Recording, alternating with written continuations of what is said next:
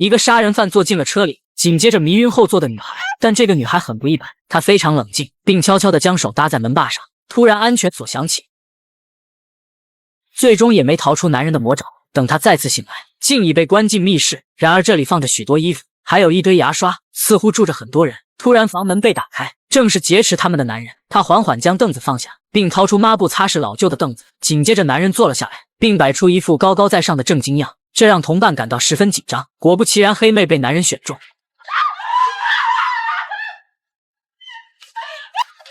Pee on yourself. Pee on yourself.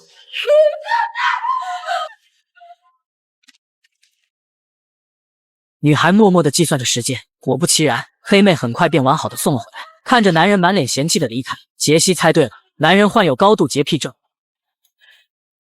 本以为利用这点就能压住男人，殊不知这还只是他们噩梦的开始。紧接着外面传来女人的声音，于是女孩们趴在门口大声呼救。眼看女人径直朝这边走来，随着房门被打开，女孩们彻底惊呆了。原来是男人打扮成女性模样，他很温柔也很贤惠，像个中年妇女一样安慰大家。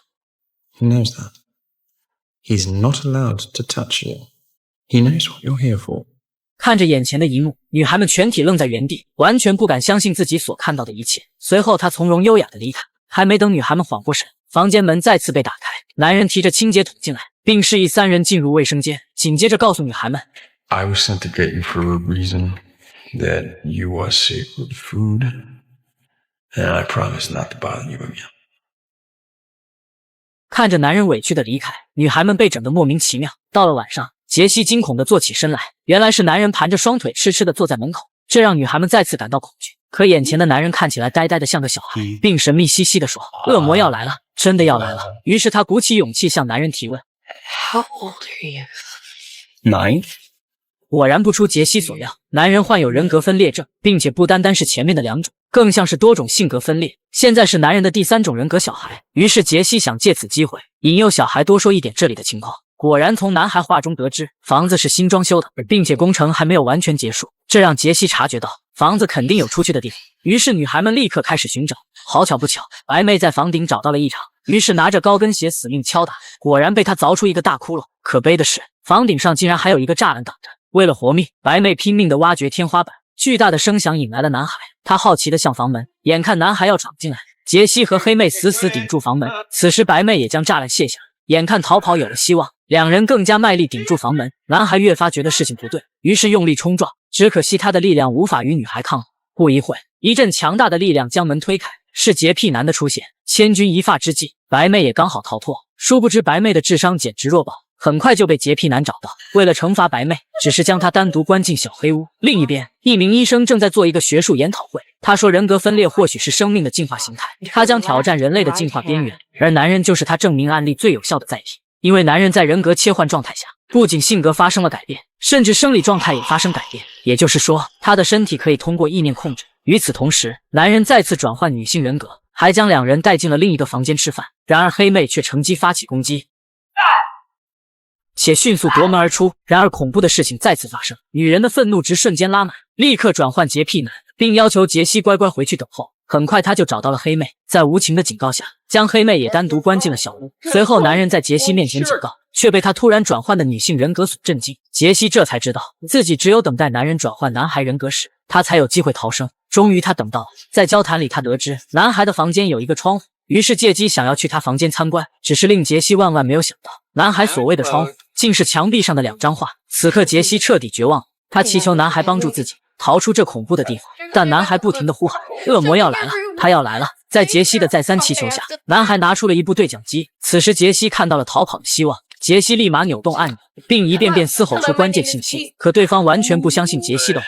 此刻男孩举着棒球棍就要阻止，可不曾想，男孩根本扭不过杰西。刹那间，男孩人格下线，洁癖男再次回归。显然杰西的逃跑只能宣告失败。就在此时，门角遗留的钉子再次燃起他逃跑的希望。男人每天要换20多套衣服，有时是正常的工装，有时又是雍容华贵的女装，甚至有时他会直接脱掉衣服，露出一身恐怖的腱子肉。他不是有什么特别爱好，而是拥有23种不同人格形态。为了迎接第24种人格诞生，他已经绑架了3个女孩，并且将她们关进独立房间。此时他正警告其中一个女孩，让她不要再渴望逃跑，因为她们已经是魔鬼的圣食。与此同时，医生连续收到20封紧急邮件，这都是主人格向他发起求救。此时医生明白事情的紧迫，于是孤身一人赶往现场。好巧不巧，男人正要出门办事，刚好与医生巧遇。此时医生强烈要求进屋查看，男人无奈只能带他回家。在交谈中，男人终于说出了实情，自己的第24种人格即将诞生。这个人格体态健壮威武，并且他霸占了主人格的控制权，只有寻找神圣的贡品才能延续他的生命。听到这，医生感觉到病人的危险，于是借机想要离开，并且留下了一个关键道具。这个道具很有用。紧接着他发现被囚禁的白妹。此时医生确信魔鬼贡品是真的，并苦苦哀求男人停止行动。此刻男人并不为所动，眼看医生絮絮叨叨的没完，男人索性掏出喷雾对着他喷去。等将医生安置好后，他便马不停蹄地赶到车站，并购买了一束鲜花，用来迎接魔鬼。此时他缓缓将花束摆在站台，然后坦然地上了列车。随着时间的推移，男人脱下外套，一个强壮的男人开始现身，这是男人第24种人格魔鬼。转眼间，男人飞速爬上车厢，紧接着一跃而下，犹如闪电一般跑过街道。另一边，杰西利用钉子打开第一道门，结果却被第2扇门挡住。随后发现旁边的电脑，本以为可以通过电脑联系外界，却发现这里压根没有网络。然而桌面的录像勾起他的好奇心，于是挨个打开观看，这才知道男人的身体受不同人格控制。与此同时，迷晕的医生也睁开双眼，随手便写下了第2个救命道具。迷糊中，医生抓起桌上的餐刀，准备解救被困的白妹。好巧不巧，男人正站在自己面前，全身青筋爆裂。医生转身准备逃跑，可不曾想，男人一把将医生抱住。正当医生利用餐刀不断反抗，可餐刀却断成2截，显然无用的反抗都是徒劳。转眼间，杰西在视频里发现了放钥匙的地方，他尝试着走上前查看，竟真的发现了钥匙。紧接着他打开门锁，缓缓地走出房间，本想寻找同伴一起逃跑，然而却在房间里看见黑妹。还没等他来得及悲伤，隔壁响声引起了他的注意。打开门的瞬间，白妹正趴在地上，正想上前询问。杰西这才明白现在有多危险，立即将房门紧闭，并像无头苍蝇似的乱窜。好巧不巧，他看见躺在地上的狼。此时他没时间顾及太多，尝试着用钥匙打开房门，然而钥匙也无法打开，他只能再次寻找其他钥匙。就在此时，桌子上的纸条引起了他的注意，上面写着想要逃命就直接喊出他的全名。此时背后发出恐怖的呼吸声，转头看去，男人犹如壁虎般在墙壁上平稳移动。杰西惊恐地看着男人。 Kevin Wendell Graham.